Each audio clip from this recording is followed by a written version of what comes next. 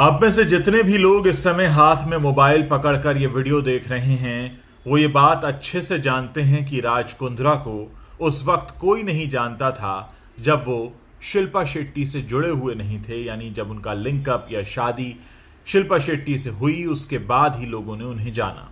वो थे तो पहले भी, लेकिन लोगों की नजरों में नहीं थे।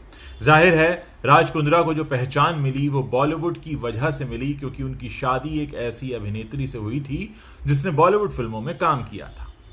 उसके बाद राज कुंद्रा ने क्या किया?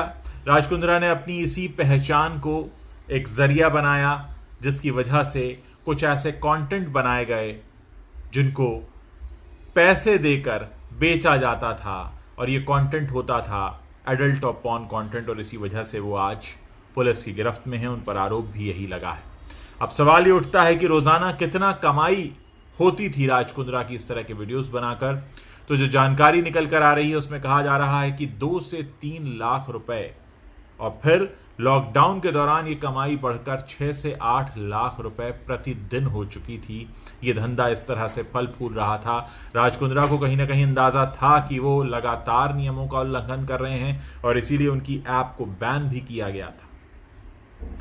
ये वो सारी बातें हैं जो एक ऐसा सच बनकर सामने आई हैं कि जिसके बाद बॉलीवुड के सभी लोगों की बोलती बंद हो चुकी है।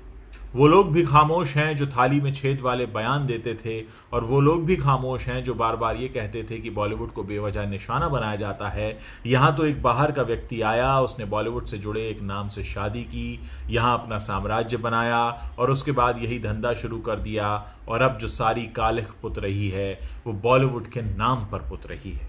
अब ऐसे में सवाल ये उठता है कि जिम्मेदार कौन है? क्या बॉलीवुड में किसी की भी एंट्री हो जाती है? क्या बॉलीवुड के लोग किसी से भी जुड़ जाते हैं? क्या बॉलीवुड में सब कुछ जायज है? क्या बॉलीवुड में पैसा देने वाली हर वो चीज जायज हो जाती है जो बहुत ज्यादा पैसा देती है? वो सारे सवाल हैं जो आज देश की जनता खुद से और बॉलीवुड के लोगों से पूछ रही है। आप सोचिए, 2 से 3 लाख रुपए की कमाई लॉकडाउन के दौरान 6 से 8 लाख रुपए प्रतिदिन तक पहुंच जाए, और उसके बदले काम क्या हो रहा है सब जानते हैं। नियमों का उल्लंघन, यानी एक व्यक्ति ये सोचकर काम करता है, ये सोचकर सुबह उठता है कि मुझे आज अपने देश के कानून को तोड़ना है, उस देश के कानून को जहां से उसे पहचान मिली है, पैसा मिलता है, नाम मिलता है। शायद वो वहां का नागरिक भी नहीं है, लेकिन पैसा वहीं से आ रहा है, वहीं के लोगों से काम करवा कर आ रहा है, और उसी देश का कानून तोड़ा जाता है, और पूरा देश चुपचाप देख रहा है।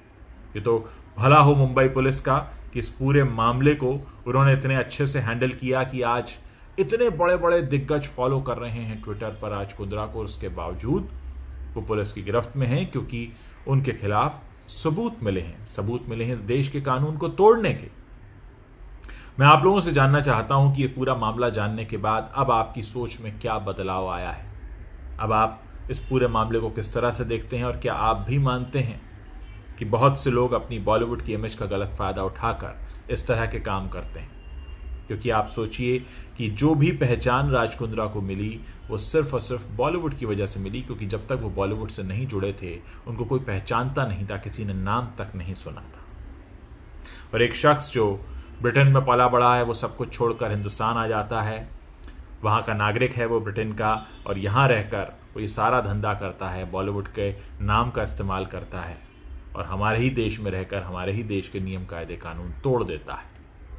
क्या कहना चाहेंगे आप इस पूरे मामले पर? क्योंकि आप भी इस देश की जनता हैं, आपको भी इस पर बोलने का पूरा हक है।